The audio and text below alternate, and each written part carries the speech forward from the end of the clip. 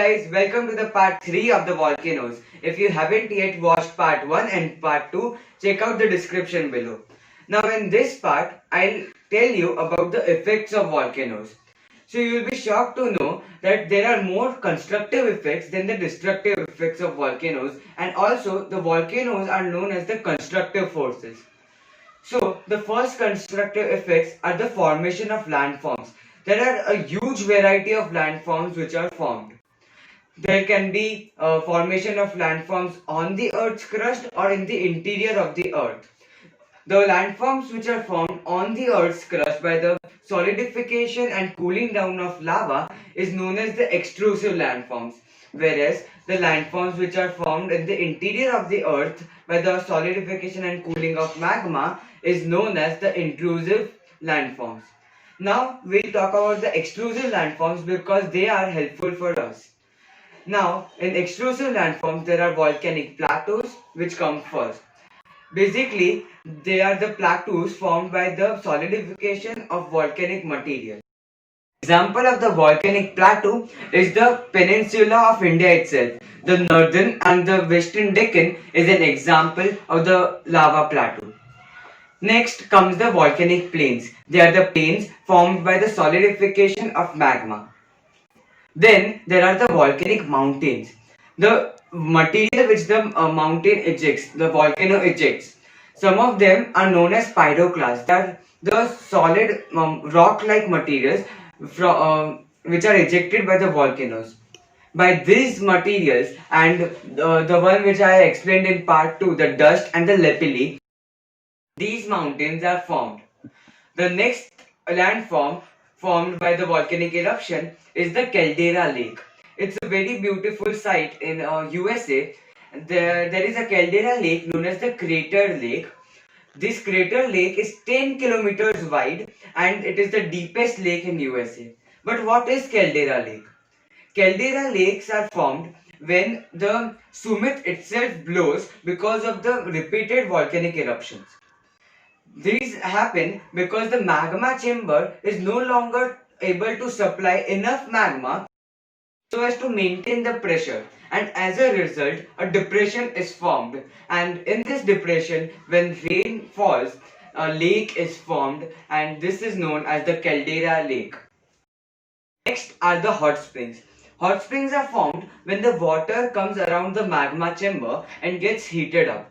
When this water heats up, it forms steam and it comes up to the Earth's crust. These hot springs are a very famous tourist spots in India itself. The Kullu Valley of the Himachal Pradesh is a great example. Now, the hot springs are a rich source of sulfur and they also cure certain skin diseases. They are also known as the thermal springs. The next are the geysers.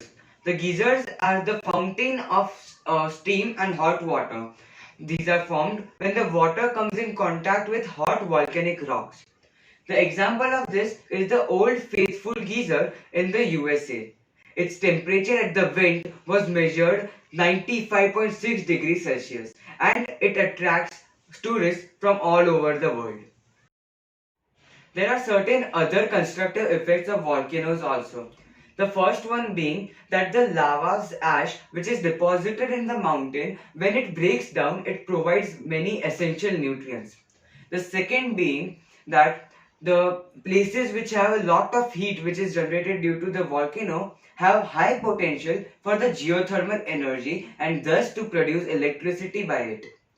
And the next constructive effect is that volcanoes of course attract so many tourists from all around the world, and this leads to the rise of income in that particular area. Now coming to the destructive effects of volcanoes. So majorly the destructive effects include the damage in life and property. It not only damages the life of humans but also kills many animals. The second destructive effect is that it covers the agricultural fields with layers of volcanic ash, so it becomes difficult to cultivate.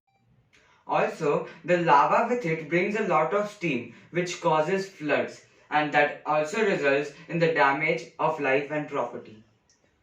Then, when the volcano erupts in the ocean or the seas, it causes tsunamis, and this also in turn leads to damage in life and property.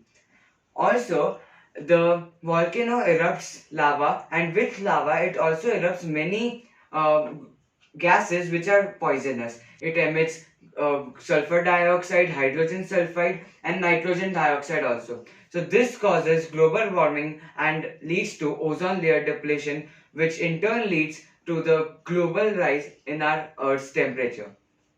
So this was the end of the part 3 of the volcano. In the next part, which will be our final part, I'll tell you about the important volcanic zones of the world. Bye.